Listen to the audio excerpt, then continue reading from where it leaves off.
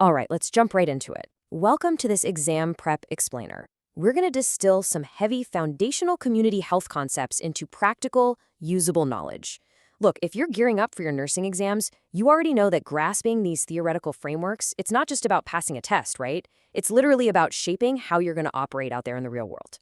So today, we're putting a massive spotlight on key ethical decision-making frameworks, the formal nursing codes you need to memorize, and exactly how ethical advocacy plays out in public health nursing roles.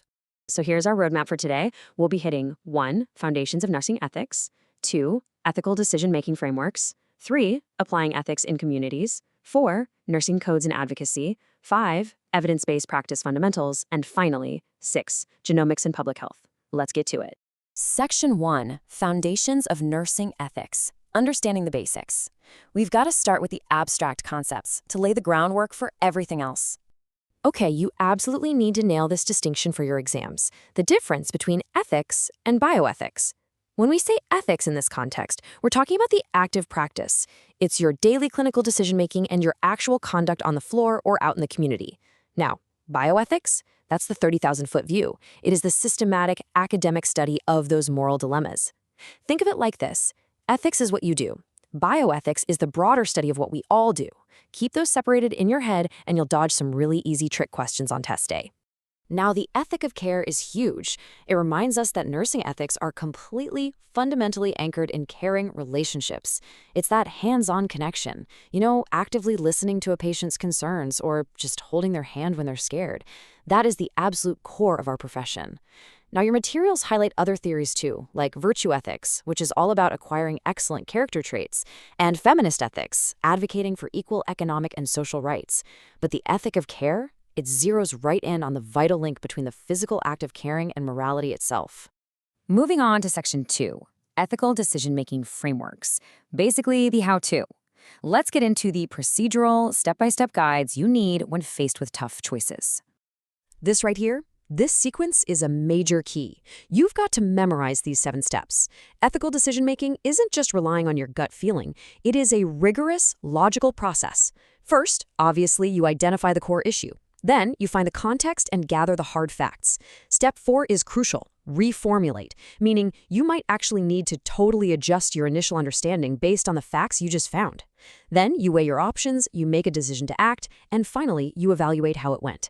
This is your definitive blueprint for navigating clinical dilemmas. Section 3. Applying ethics in communities. Real-world scenarios. Let's see what happens when we take those frameworks and actually drop them into a community setting. So, out in the real world, you are going to encounter incredibly diverse cultural standards, and you have to know how to evaluate them ethically. Let's take a traditional healing practice, like cupping or coining. You have to ask yourself, is this putting the patient at direct risk of harm? Does it fundamentally conflict with our professional standards? Are the broader community values being jeopardized here? Or, and this is a big one, are the customs just sort of unfamiliar or maybe annoying to outsiders but not actually problematic? Figuring out when to intervene and when to respect a cultural practice is basically the hallmark of a great public health nurse.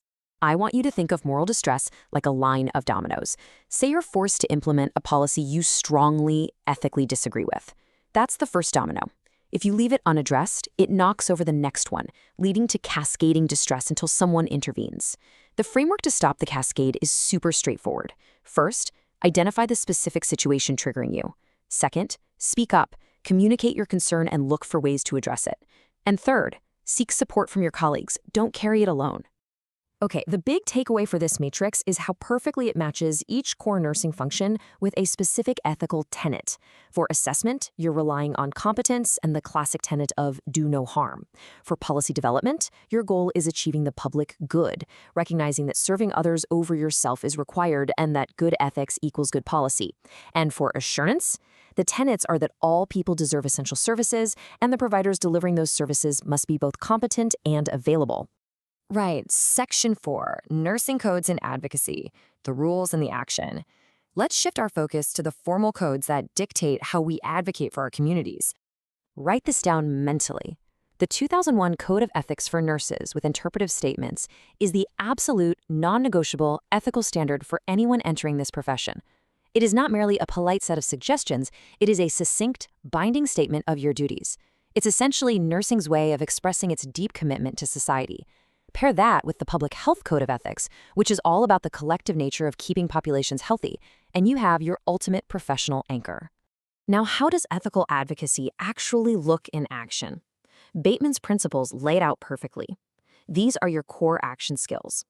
Imagine a scenario where a patient is refusing a treatment, but their family is aggressively pushing for it. What do? Well, you have to act in the patient's best interests, while strictly honoring their wishes. You have to keep them informed, act impartially, meaning you give independent advice without bowing to the family's pressure, and always maintain confidentiality. That is what practical, ethical action looks like. So before we hit the last couple of sections, I want you to think about something. A quick cognitive reset. How exactly do we advocate for patients when the science itself is changing at lightning speed?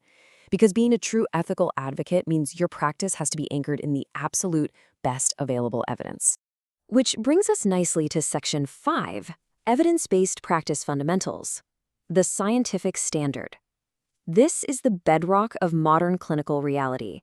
You will absolutely see questions on what drives EBP forward and what holds it back. The facilitators, the things that make it work, include a culture that's actually willing to embrace EBP, having the right resources, and maintaining links to outside supports like academic institutions. But the barriers? They are incredibly real. We're talking lack of time, lack of funding, or a serious reluctance to change the way things have always been done. Sometimes the barrier is even client non-compliance with the new interventions. You have to know both sides of this coin. A brilliant, real-world example of EBP is the intervention wheel. This didn't just come from a textbook. It evolved from an extensive analysis of 200 actual practicing public health nurses working in the field. And what's really cool is how it evolved. It started using a qualitative, grounded theory approach, but then, to ensure it held up to modern standards, a rigorous, systematic review was conducted to validate the hard evidence behind these 17 interventions. It's basically a masterclass in evidence-validating fieldwork. Finally, Section 6, Genomics and Public Health, the new frontier. Let's look at the modern tools you'll be using in this incredibly fast-paced field. Okay, listen up, because you cannot afford to mix these two up on test day. Genetics versus genomics. Genetics is the study of a single inherited gene and its effects, just one. Genomics, on the other hand, is the whole shebang. It's the study of individual genes to understand the entire structure of the genome, mapping and DNA sequencing. Genetics is micro, genomics is macro.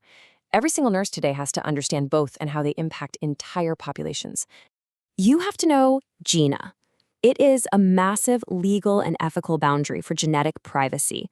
Passed in 2009, the Genetic Information Non-Discrimination Act was created to explicitly prohibit the improper use of a person's genetic information by health insurance companies or employers. With at-home DNA test kits popping up everywhere, understanding health privacy rights and the ethics of genetic data is an absolutely vital part of modern public health advocacy. Look, you don't need to be a full-blown geneticist, but you do need to master these core genomic competencies. You must be able to demonstrate a basic working knowledge of how genomics plays into disease development. And honestly, just as importantly, you need to identify the limits of your own expertise. Know what you don't know, right? That way you can make safe, appropriate referrals to specialists when your patients need them. I want to leave you with this final thought to chew on as you head into your exams and your future careers. As whole genome sequencing becomes cheaper, faster, and more advanced, your foundational ethics are going to be tested in ways we can barely predict right now. The technology is moving fast. How are you going to step up and ensure you're advocating ethically for your communities amidst all this rapid change? Thank you so much for joining me for this explainer. Keep reviewing those frameworks, trust the process, and absolutely crush those exams.